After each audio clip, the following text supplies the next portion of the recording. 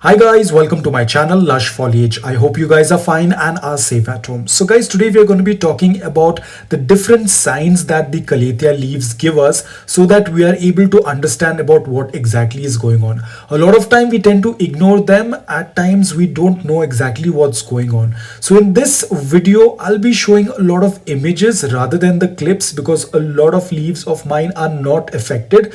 So to better understand, I'll be putting up the pictures and I'll be talking about them in detail.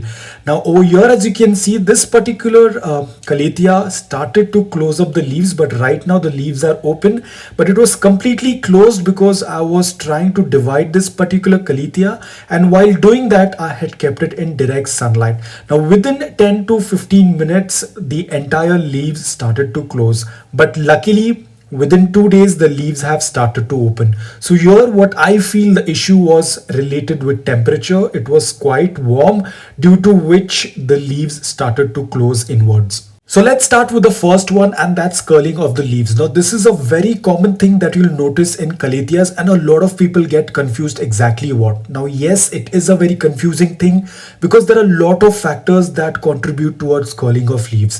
The first one is underwatering. Now if you have underwatered your Calathea and the soil has been dry, then the leaves will curl up. Now again, if you're going to overwater your Calathea, again the leaves will curl up. So you need to maintain a balance with your watering, wherein it does not dry out completely as well as it does not get overwatered.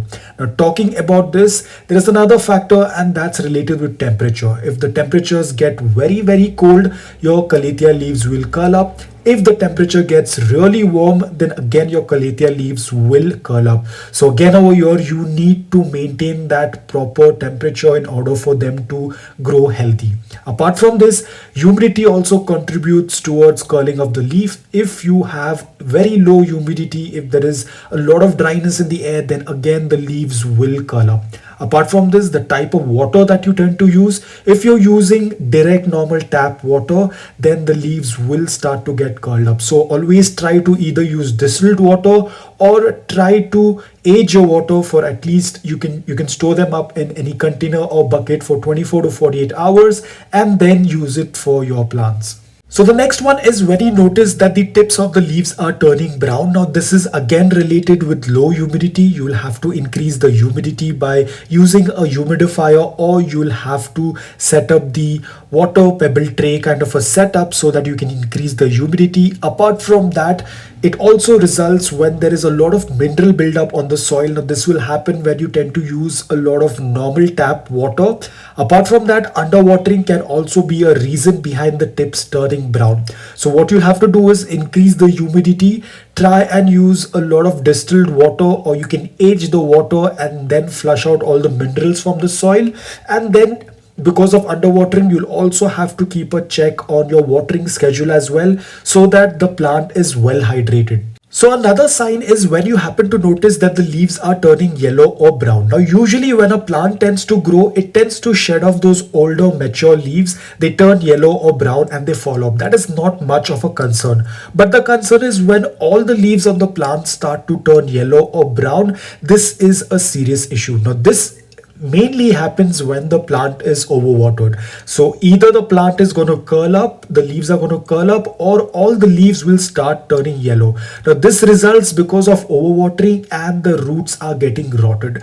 Now if you continue to notice that the leaves are continuously falling, then you'll have to repot the succulent, check the roots. If there are root rot, then you'll have to cut it off and then plant it again. The next sign is whenever you happen to notice that there are a lot of spots on the leaves, you might find white spots or yellow or brown spots, you immediately need to turn and check the underneath of the leaf. This is where a lot of pests and bugs would be hiding. So always ensure that you check. In case if the problem is too much, there is a lot of infestation on the leaf, then quickly cut off the leaf, and you can either use your DIY homemade remedies of organic sprays, or you can use insecticides. It's completely upon you. So the next sign is if you happen to notice that your leaves, the colors were green earlier, but now they look like they are faded out, they're bleached out. Now this usually happens when the plant is exposed to high spectrum of light, especially if the plant is put in direct sunlight. Suddenly the leaves tend to get bleached out. So always move them back again to the shaded area. If you want to put them out in indirect bright light, then do it slowly. Always guys, not only this plant, any plant, always acclimate them before putting them out in direct or indirect sunlight. But most of the foliage plants will do well in indirect sunlight, so do not expose them to strong direct sunlight. So the last sign is droopy leaves. Now Calatheas are also known to have droopy leaves during the daytime, especially during the summer season when the months are very warmer. There is a lot of warm air that tends to pass through, due to which they tend to get slightly droopy during the daytime.